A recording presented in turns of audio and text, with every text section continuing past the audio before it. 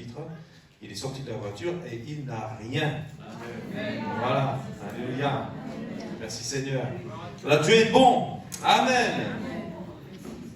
En tout temps. Gloire au Seigneur.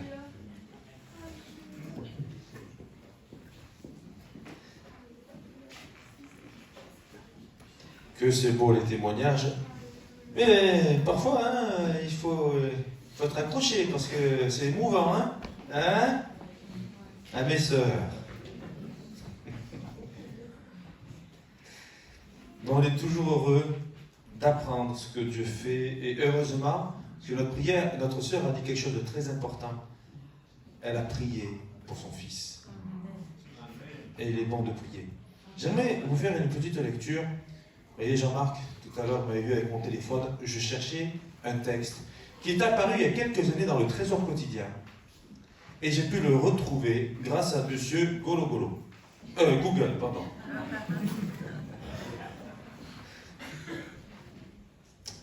C'était un texte, je voulais vous le lire parce qu'on a eu un bel auditoire vendredi soir à la réunion de louanges.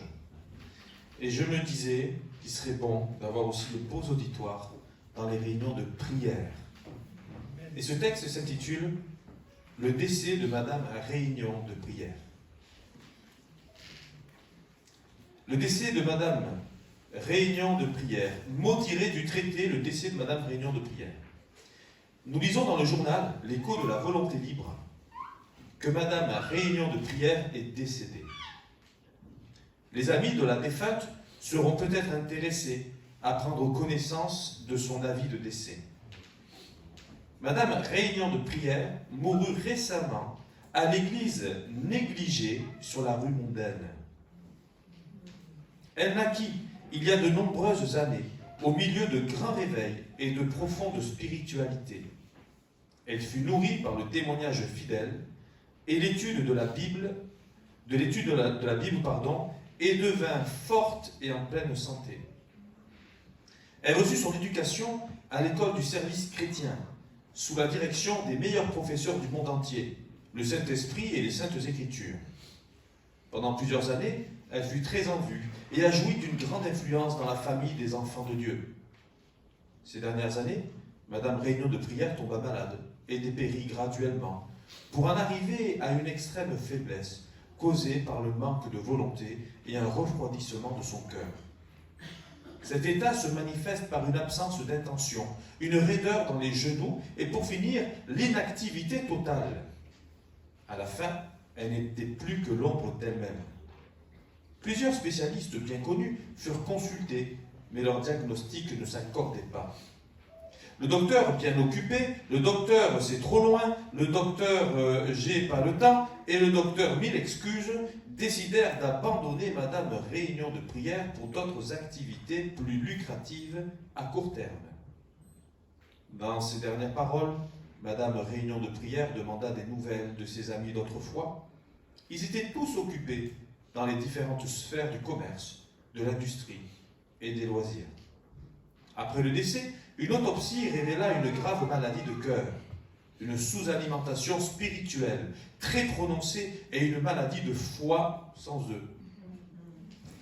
Le manque d'exercice spirituel et de communion fraternelle ne firent que hâter les progrès de la maladie. Seulement quelques-uns furent présents à son service. Il sanglotait en pensant à sa beauté et à sa puissance passée. Le corps repose dans le magnifique cimetière des mémoires d'autrefois en attendant la résurrection. À la première lecture, j'ai eu le sourire. À la deuxième, j'ai réfléchi. Je n'avais pas terminé la troisième fois que j'éprouvais déjà un sentiment de culpabilité, de remords. Jésus-Christ, mais ce que j'ai contre toi, c'est que tu as abandonné ton premier amour. Souviens-toi donc d'où tu es tombé, repens-toi et pratique tes premières œuvres, sinon je viendrai à toi et j'ôterai ton chandelier de sa place, à moins que tu ne te repentes. N'abandonnons pas notre assemblée comme c'est la coutume de quelques-uns, mais exhortons-nous réciproquement, et cela d'autant plus que vous voyez s'approcher le jour. Amen. Amen. Voilà un texte que l'on peut trouver sur Gologolo. C'est une Africaine qui essaie de dire Google à ses élèves dans une vidéo que j'ai vue un jour, petite vidéo drôle. Mais sur Google, vous voyez, on peut trouver des choses. Et c'était apparu il y a quelques années d'une manière un peu plus résumée, mais dans le trésor quotidien, les méditations quotidiennes. Et l'idée, ce n'était pas de parler de découragement, ni de culpabilisation, mais l'idée, c'est d'amener à la réflexion. Parce que toute la puissance de Dieu vient par le Saint-Esprit. Mais le Saint-Esprit est renouvelé dans notre vie de prière. La puissance de Dieu se manifeste lorsqu'il y a la prière. Tout ce que vous prierez en mon nom, tout ce que vous demanderez au Père en mon nom, croyez que vous l'avez reçu et vous le verrez s'accomplir. Amen. Sans la prière, il n'y a pas de puissance de Dieu dans notre vie.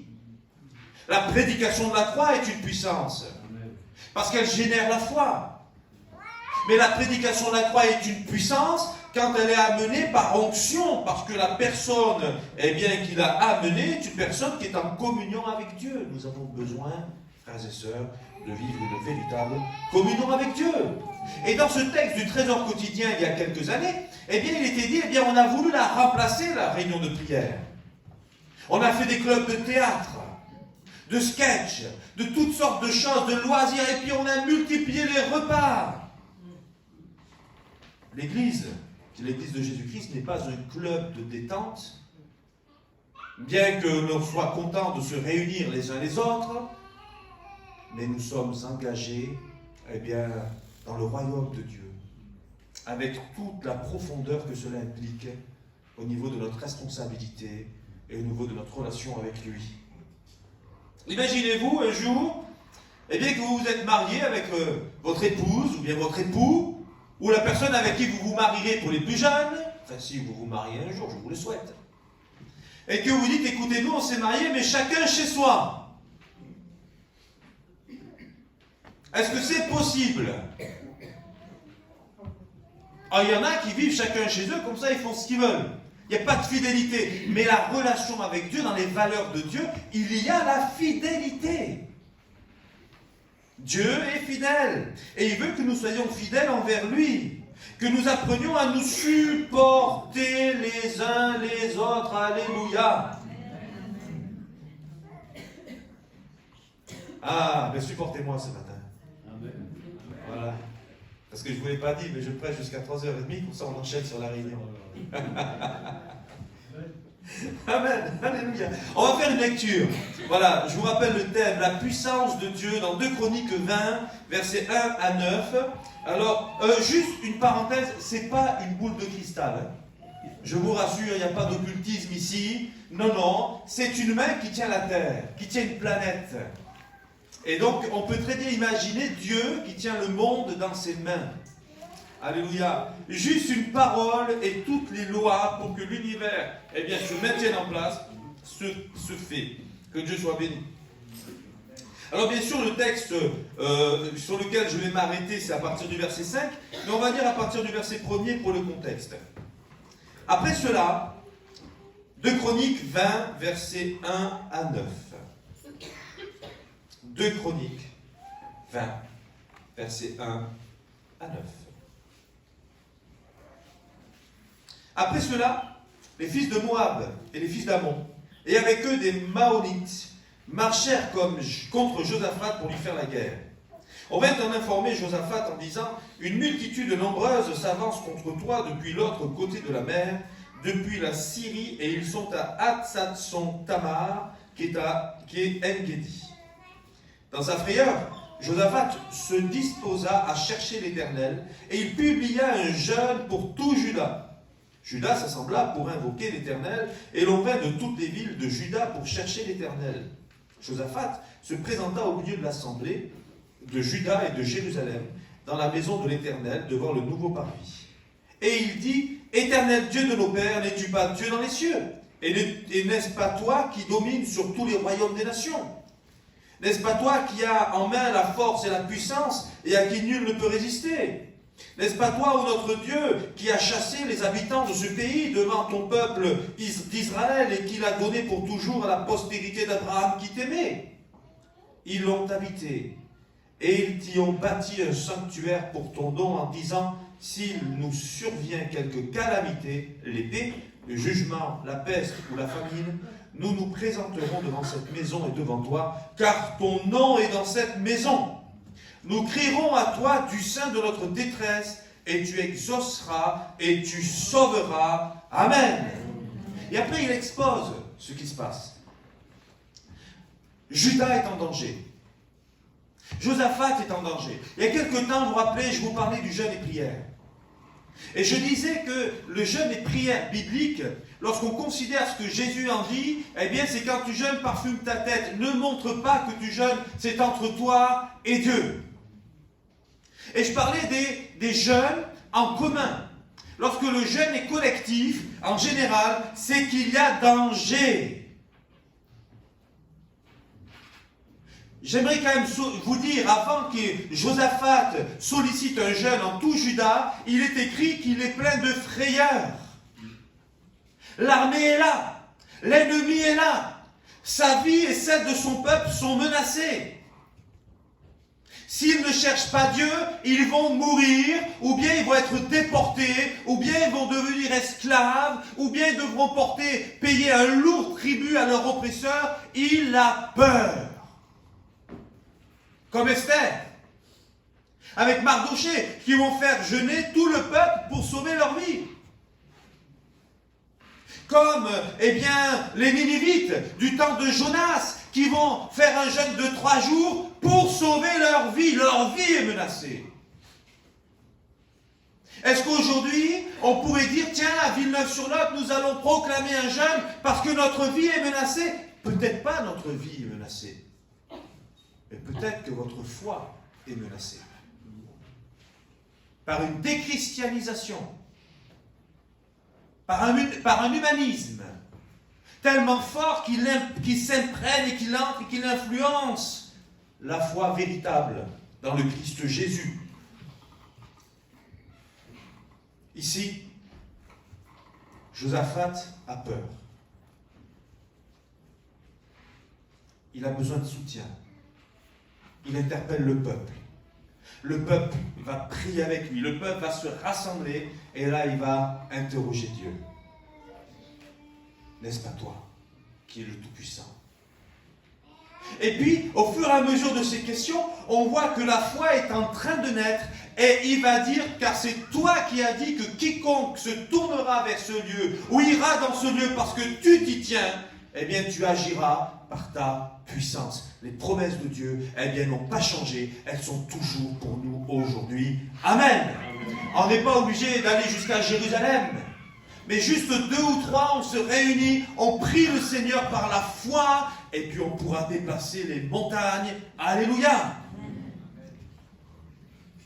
La prière de Josaphat va commencer par des questions qui vont le conduire à lever vers Dieu des proclamations, à faire une prière de proclamation. Et pour proclamer quelque chose, il faut en avoir connaissance. Que connais-tu de Dieu? Connais-tu Dieu? Connais-tu sa parole? Comment peux-tu faire une prière de proclamation si tu ne sais pas ce que Dieu a dit? Il est bon de chercher Dieu, d'apprendre à le connaître. Est-ce que tu le reconnais? Comme Josaphat reconnaît que Dieu il est là dans ce lieu. Tu as dit, tu y serais. Et là, il s'agit de la foi. Naissance de la foi, ou foi renouvelée, ou foi établie. Et enfin, est-ce que tu le suis? Est-ce que tu le sers? Est-ce que tu le glorifies, le Seigneur? Quand on fait une prière de proclamation, en disant à Dieu qui il est, croyez pas que ça le glorifie? Tu es le Tout-Puissant! Écoutez, si quelqu'un me disait à moi, enfin moi je ne le suis pas, mais si je l'étais et qu'on me le disait, eh bien, quelque part ça m'honore. Tu es le Saint, tu es le Juste, tu es amour, tu es le Tout-Puissant. C'est une manière aussi de glorifier le titre de Dieu, de glorifier Dieu lui-même. Bien sûr, il faut le réaliser. Nous allons parler de la puissance de Dieu. Mais la puissance de Dieu, nous met devant une évidence, les limites de l'homme, les limites humaines. On va parler aussi de Dieu en nous. S'il y a des gens au milieu de nous qui ce matin se sentent faibles, Dieu vous a promis la puissance, le Saint-Esprit survenant sur vous. Alléluia. Et enfin, est-ce que la puissance de Dieu peut s'épuiser?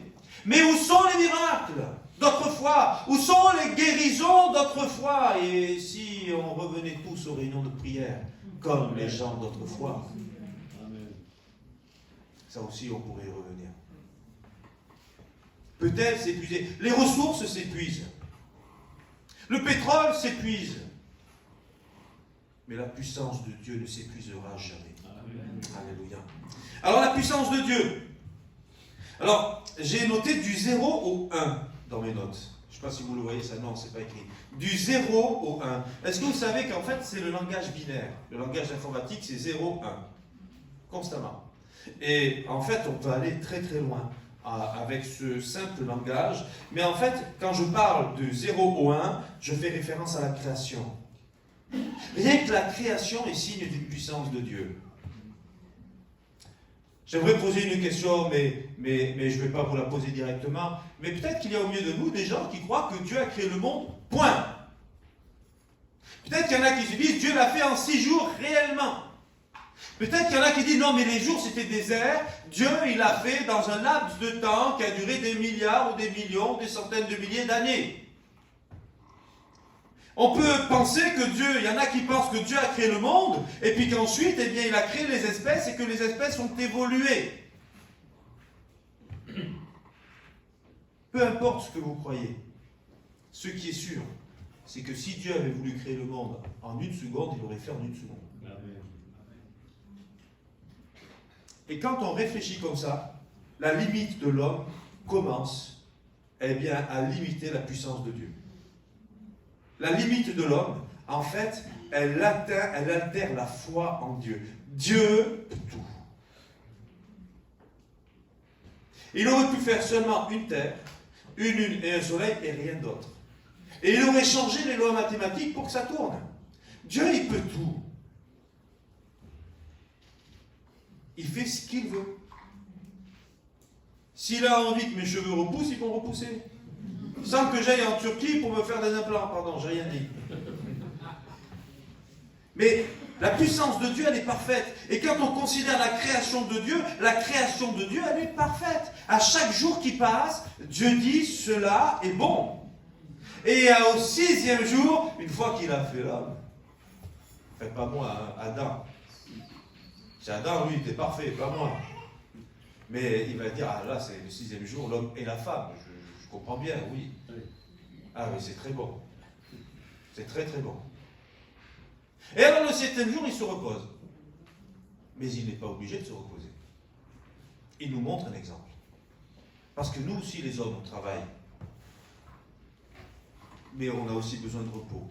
Et quand il est écrit que Dieu se reposa, j'ai eu une pensée l'autre jour qui était celle-ci.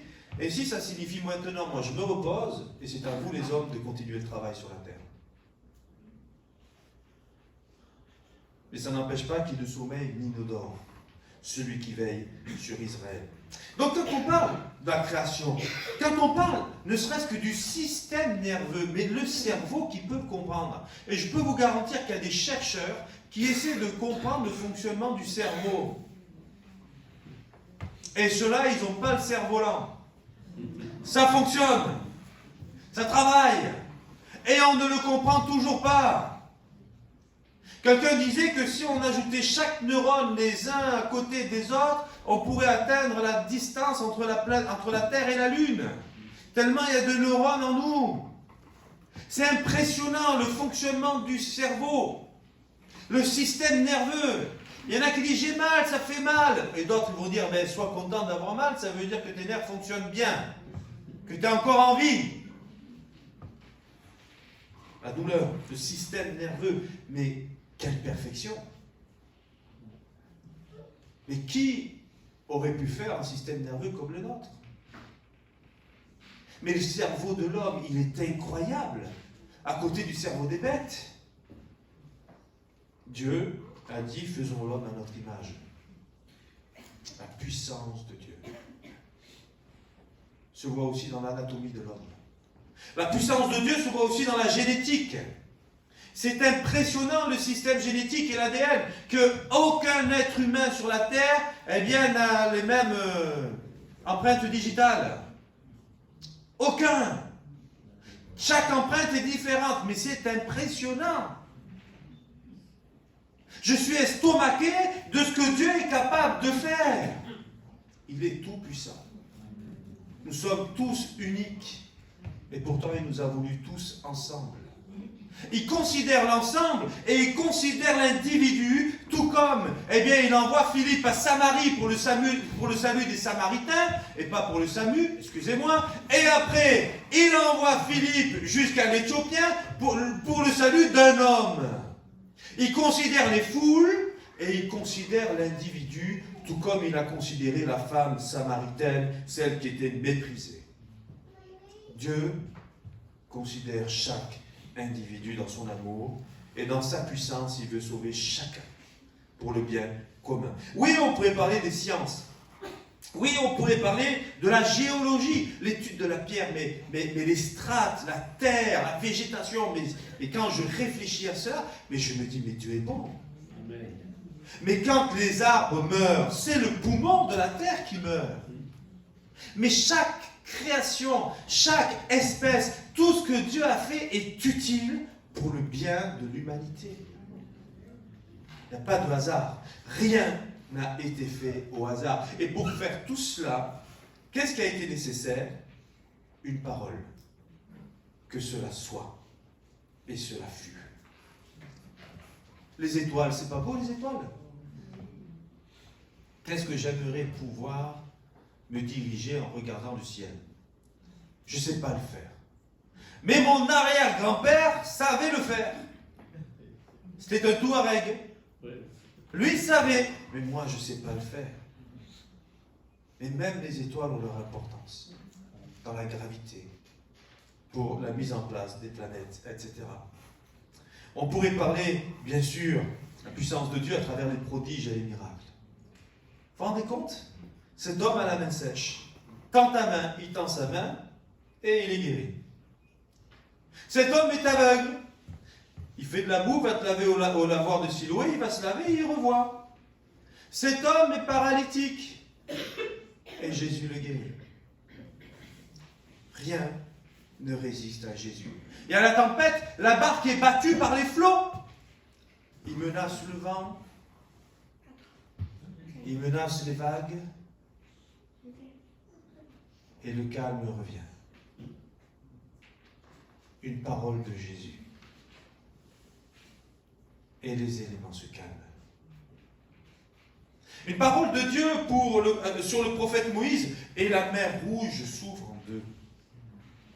Mais qui peut faire ça? Jésus marche sur l'eau, mais qui peut faire ça? Mais il y a des phénomènes inexpliqués, inexplicables, peut-être pour moi, que je ne comprends pas, et je me dis, mais pourquoi Dieu a fait cela? Et je pense à la mer morte. Mais pourquoi y a-t-il une mer morte sur la terre? Comment cela est-il possible? Et pourquoi une parmi toute la planète? Comme si Dieu voulait nous envoyer un signe. Et puis on lit, dans le prophète Ézéchiel, que la vie reviendra dans la mer morte. Mais qu'est-ce que Dieu veut nous enseigner par là? Dieu veut nous enseigner et il nous montre sa puissance. À travers les choses visibles, mais aussi à travers les choses invisibles. Comme j'ai dit, les prodiges, les miracles, les libérations, les délivrances. Cette femme possédée, cet homme possédé par une légion de démons qui vont se jeter dans les pourceaux. Rien ne résiste à Dieu. Le pardon des péchés, je l'ai gardé là parce que c'est un point important. Lorsque Jésus dit, qu'est-ce qui est le plus facile à dire? Tes péchés sont pardonnés, ou lève-toi, prends ton lit et marche. Qu'est-ce que j'aimerais avoir cet aplomb? Mais Seigneur, renouvelle, donne-moi cette foi-là. Afin que vous sachiez qu'il a la puissance de Dieu, il va dire, lève-toi, prends ton lit et marche. Et l'homme se lève, prend son lit et marche. Il pardonne les péchés, il purifie les consciences, il lave ton passé. Les choses anciennes sont passées, voici toutes choses deviennent nouvelles. Rien n'est impossible à Dieu, et plus important que la guérison de ton corps, il y a le salut de ton âme. Et c'est ça le grand défi. La puissance de Dieu sur nos tentations. Il nous permet de résister aux tentations. Alléluia. Rendez compte quand on considère aussi sa puissance au niveau de la résurrection et de la vie éternelle. Les Grecs ont du mal à croire dans cela. Et dans les Corinthiens 15, Paul va défendre la résurrection des morts pour la vie éternelle. Il consacre tout un chapitre. Si Christ n'est pas ressuscité, dit-il, alors notre foi est vaine. Parce que notre foi est fondée sur la parole de Dieu, mais aussi sur la mort de Jésus, la croix, mais aussi sur sa résurrection. Amen.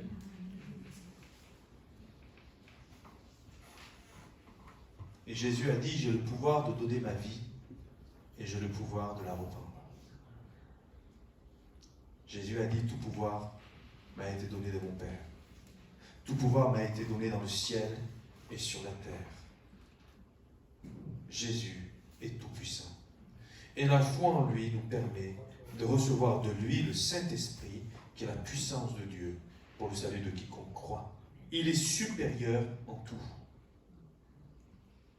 Dieu est supérieur en tout, mais Jésus, qui est aussi Dieu, est supérieur en tout.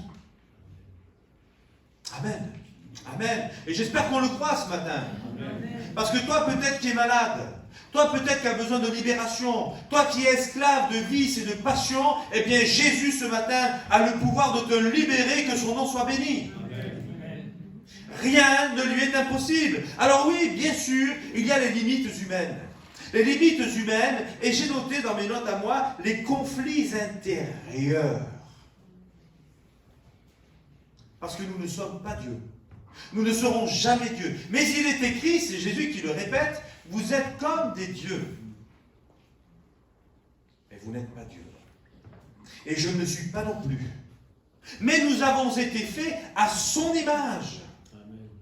Mais il nous a rachetés. Mais il nous a rétablis. Il a lavé notre honte, notre péché. Il nous a fait passer des ténèbres à sa lumière. Il nous a fait passer de la mort à la vie, que son nom soit béni. Amen. Oui, nous avons une fragilité certaine. Oui, nous sommes vraiment limités. Et un petit rhume peut nous sécher au lit. C'est vrai. Enfin, il y en a qui s'écoutent plus que d'autres quand même. Hein? Et on n'a pas tous la même constitution. Je lisais un article sur la gastro-entérite. Et il disait que certains groupes sanguins sont plus résistants à la gastro. Si mes souvenirs sont bons, ce sont les B. Mais t'en as eu il n'y a pas longtemps en plus. T'as vu, j'ai dit tu, hein? B+. Bon, c'est bien. La maladie et la mort sont là pour nous rappeler notre faiblesse, notre fragilité. Vous avez remarqué qu'il y a des maladies qui sont faciles à donner. La gastro-entérite, par exemple. La grippe, par exemple. Qu'est-ce que j'aimerais que la foi se donne aussi facilement, je vous le dis. Je vous le dis. Puissions-nous être motivés, non pas par ce qui nous arrive de mal, mais par les belles choses que Dieu nous a communiquées. On partage des témoignages, des choses, on partage des soucis parfois personnels, mais sommes-nous capables encore de partager les grâces que Dieu nous donne de vivre en Jésus-Christ? Nous avons besoin de temps pour découvrir, pour inventer.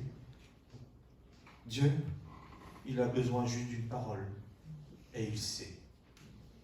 On dit de Dieu qu'il est omnipotent, mais qu'il est aussi omniscient. C'est-à-dire qu'il a toute sagesse, toute science, toute connaissance. Il sait tout. Et bien sûr qu'il est omniprésent. Qui pourrait se cacher loin de Dieu? Va au plus profond des mers, il est là. Va dans les antres de la terre, Dieu te voit. Dieu te voit. Oui, nous sommes fragiles. Et face à la tentation, qui peut résister? Qui peut résister? Je vois des enfants qui sont là. Je ne sais pas si vous êtes gourmand, mais si on vous met une bonne glace, un bon sorbet citron, allez pour la glace. Les meilleurs sorbets de Béjaïa en Algérie.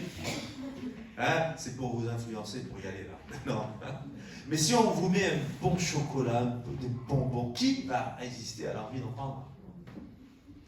Pour nous, peut-être les hommes. Là, je regardais Samuel.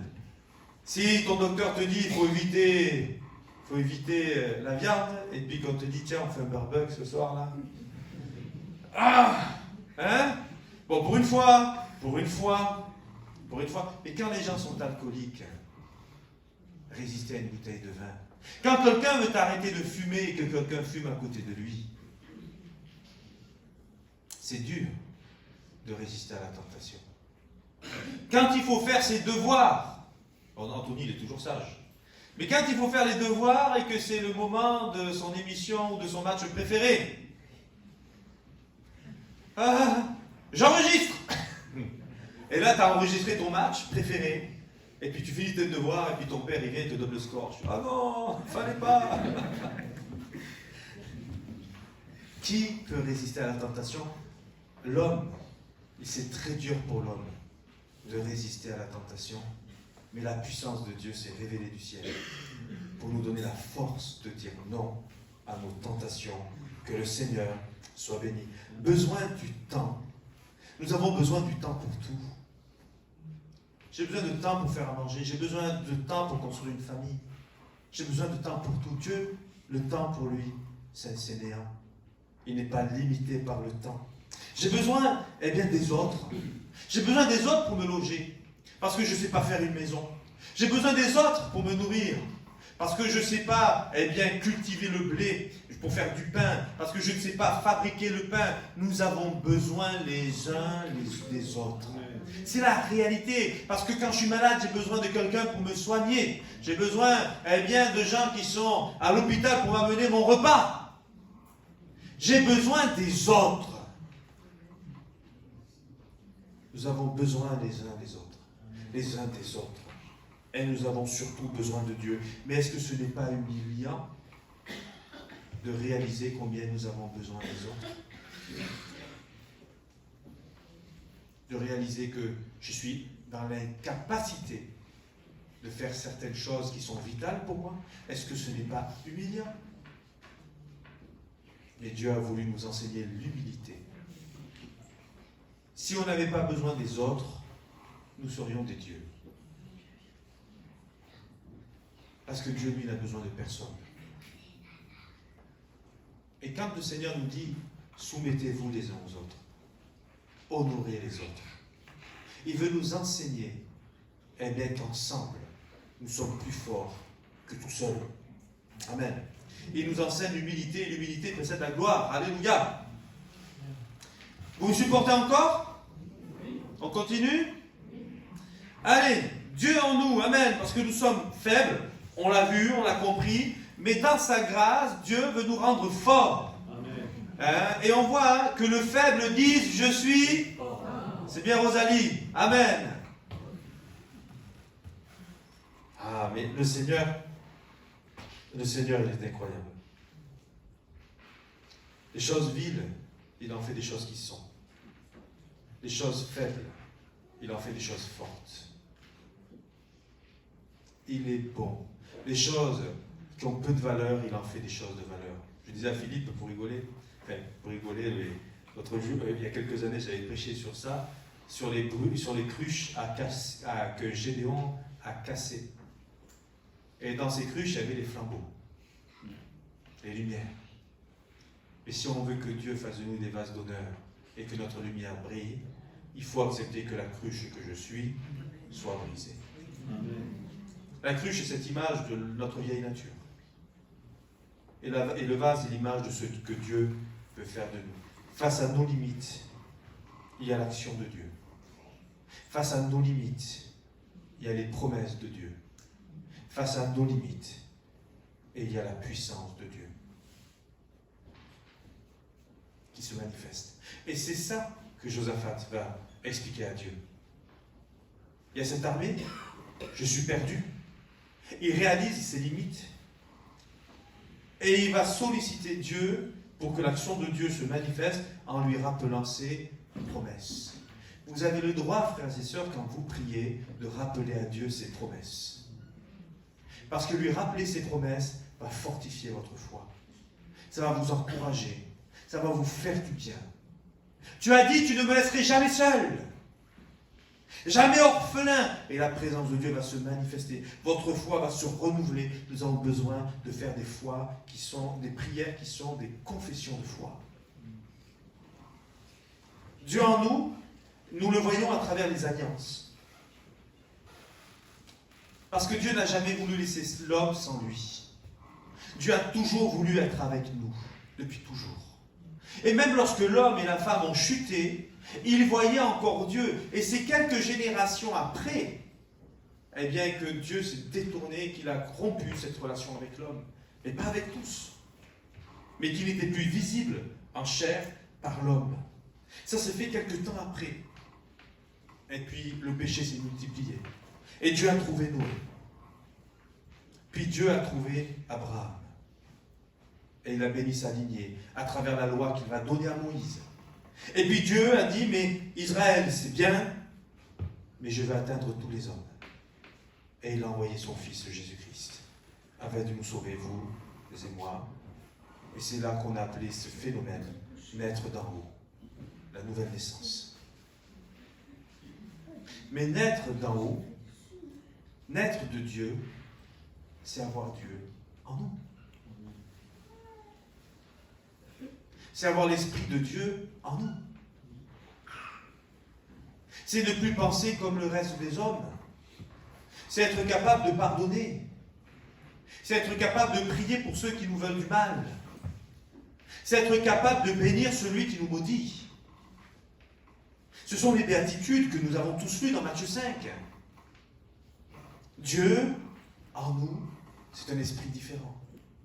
C'est une vision du monde différente. C'est une vision de Dieu différente. C'est une vision de soi qui change. Après la naissance d'en haut, là où Dieu veut aller plus loin encore avec nous, c'est par le baptême dans le Saint-Esprit. Mais c'est incroyable. Vous vous rappelez le jour où vous avez été baptisé dans le Saint-Esprit? Ça ne vous a pas secoué, dans le bon sens du terme? Je me souviens de Thierry Fernandez, qui est pasteur à Marseille et Sébastopol, qui me disait ce jour-là, j'avais envie d'embrasser les poteaux. Enfin, quand même pas. Mais c'est pour montrer que l'Esprit de Dieu était tellement fort en lui par son amour, que son amour débordait pour tout le monde. C'était une image qu'il donnait là. Le baptême dans le Saint-Esprit. Vous recevrez une puissance, le Saint-Esprit survenant sur vous, et vous serez mes témoins à Jérusalem, en Judée, dans toute la Samarie et jusqu'aux extrémités de la terre. Acte 1, 8. Et le mot qui est traduit par puissance, c'est le mot dynamis. Force, puissance. Une dynamite. Une puissance. Ça explose. Non pas pour détruire. Ça va détruire le péché, oui. Ça va détruire, eh bien, l'influence de mes tentations, oui. Mais ça va aussi répandre, eh bien, toutes les vertus et toutes les grâces que Dieu a mis en moi. Amen. Il fait de nous des témoins. Et le mot qui ici est traduit par témoin, c'est martyr. La puissance de Dieu nous donne de tenir ferme dans la foi, même si nous devions être des martyrs. Comme l'ont fait nos ancêtres.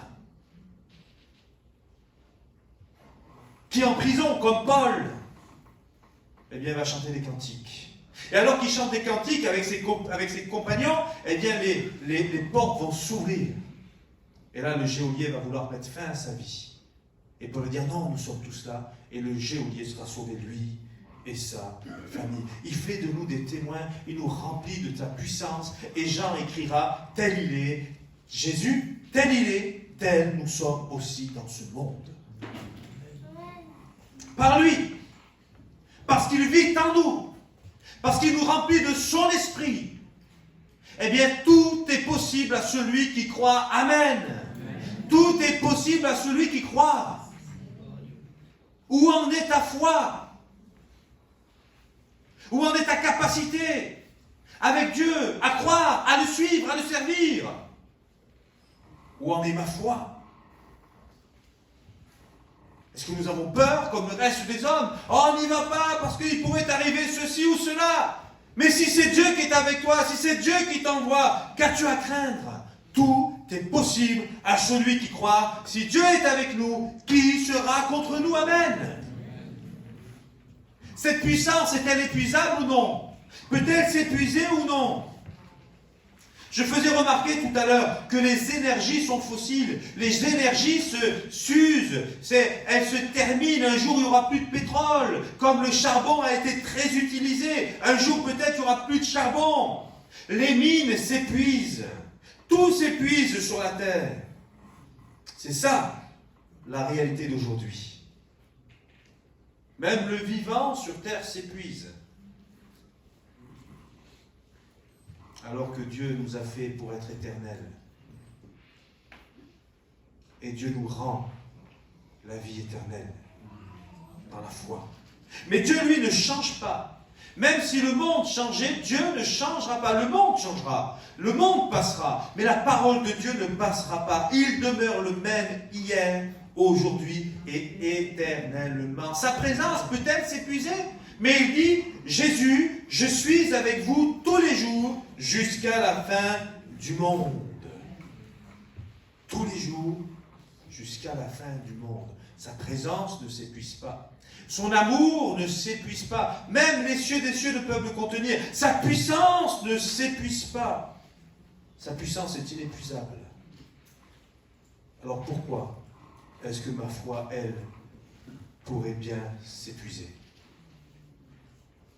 Trouverai-je la foi sur terre, dit Jésus, lorsqu'il reviendra sur la terre? Trouverai-je la foi sur terre? Si le Seigneur tardait, personne ne serait sauvé. Mais parce qu'il abrégera les jours, si nous marchons fidèlement avec lui, eh bien nous pourrons tenir. Trouverai-je la foi sur la terre? Alors veillons à entretenir notre foi, frères et sœurs. Veillons à nous entretenir en Dieu. Veillons à entretenir et à prendre soin de Madame Réunion de prière. Ce n'est pas que la prière à la maison, c'est aussi la prière collective qui a une véritable efficacité, puisque si 2 ou 3 s'accordent et demandent une même chose en mon nom, dit Jésus, elle leur est accordée. Conclusion, je dirais que les temps sont difficiles. Garder la foi aujourd'hui, ce n'est pas une chose aisée, c'est difficile. Et je crois vraiment qu'on s'approche de l'avènement de notre Seigneur. Jésus revient bientôt. Amen. Jésus revient promptement. Il reviendra subitement. En un clin d'œil, seras-tu prêt?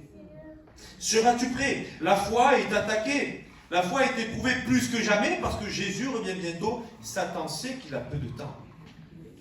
Et il veut ta perte. Il ne veut pas que tu sois sauvé. Mais Dieu, lui, il est immuable. Amen. Mais Dieu demeure le même. Et Dieu demeure tout puissant. Alors que notre foi en lui soit renouvelée. Que notre foi dans ses promesses soit renouvelée. Que notre foi dans sa parole, dans son amour, soit renouvelée. Que notre foi dans sa puissance aussi soit renouvelée. Et qu'ainsi, nous puissions vivre tout pleinement en Jésus-Christ. Amen. On prie le Seigneur. Bon, tendre Père, merci pour ta parole. Merci pour ces moments que nous passons devant toi encore ce matin. Ces moments précieux.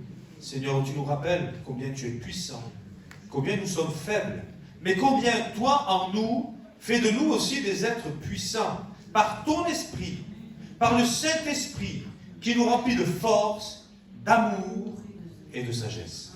Accomplis ton action ce matin dans nos cœurs et dans nos vies, et que notre foi soit renouvelée en toi, afin que nous puissions encore vivre les promesses, ici à Villeneuve-sur-Lot, en particulier, mais aussi dans notre pays de France en général. Dans le nom de Jésus, que ton nom soit béni et glorifié au siècle des siècles. Amen. Amen. Amen. Que le Seigneur soit béni, que le Seigneur vous bénisse. Bon appétit et bon retour à chacun.